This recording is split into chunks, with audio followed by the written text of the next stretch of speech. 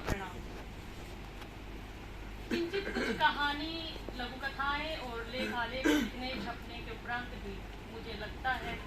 कि कविता की अपेक्षा गद्य विधा में शायद मैं कंफर्टेबल नहीं हूँ। तो भी मैं सोचती हूँ कि अपने कंफर्ट में ना बंद कर अपितु अपने कंफर्ट से बाहर निकलकर भी चिंतन अनिवार्य है। यह मेरे लिए अलग जरूर है, किंतु मैं आप सब विद्वत जनों से उम्मीद करती हूँ कि आप मेरी त्रुटियों का विचार न करके इसमें मेरा सहयोग करेंगे। अजय राणा जी की कहानियों के विषय में क्या कहा जाए। मैं जब भी अजय जी की कहानी पढ़ती सुनती हूँ तो ख्याल आता है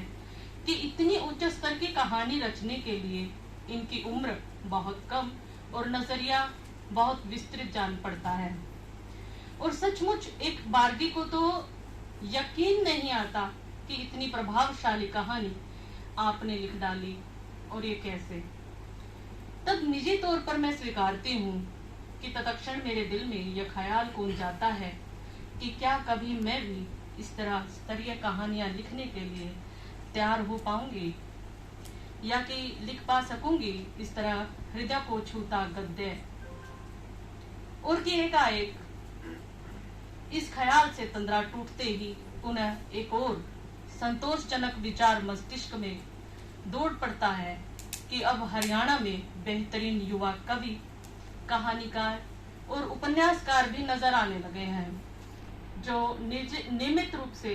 साहित्य के क्षेत्र में अथक परिश्रम कर रहे हैं। अजय राणा जी की कुछ कहानियां इस कहानी संग्रह मक्कड़ जाल के छपने से बहुत पहले ही पढ़ चुकी थी, जिसमें अंतहीन सफर एक है और जो मुझे बेहद पसंद आई। फिर मक्कड़ जाल पढ़ी तो मैं हतप्रभ रह गई। यह कहानी मानवीय संवेगों को अत्यंत सूक्ष्म तल पर छूती है, जो कोरोना के जटिल दौर से जूझते नायक की करुण कहानी है, जहां नायक अपने एकांत क्षणों में अक्सर किसी मानसिक वार्तालाप में लगा रहता है,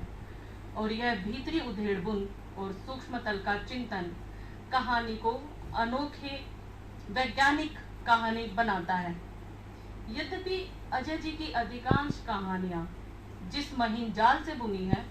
वो सारी की सारी ही कहीं ना कहीं मनोवैज्ञानिक कहानियों सरीखी ही प्रतीत होती है।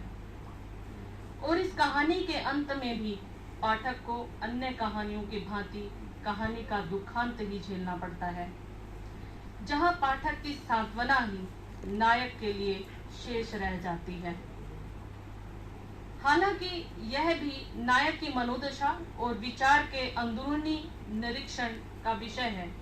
कि क्या सचमुच इस कहानी का अंत वास्तव में दुखद ही था, या कहीं कुछ ऐसा नया घटित हो गया है जो किसी विरल सुखद एहसास को आश्चर्यजनक ढंग से अपरोक्ष रूप में उद्घाटित कर रहा है।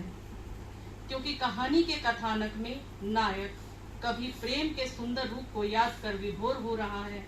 और कभी जिंदगी की तलहटी तक तैरता डूबता जीवन की सच्चाई को खंगाल रहा है कि उसने क्या पाया क्या खोया, और कभी अपने एकांत में अपने एकांत के उस अनोखे स्वरूप को देखता है और सोचता है कि कैसे इस अकेलेपन में आदमी खुद से मिल बतिया लेता है और खुद में खुद को निकटता से देखने जानने का अनुभव उसे विस्मय से भर देता है। वरना व्यस्त जिंदगी में यह कहाँ संभव हो पाता है कि व्यक्ति स्वयं को इतना समय दे कि वह समय या कि उसका एकांत उसे ऐसा आत्म साक्षात्कार करा पाए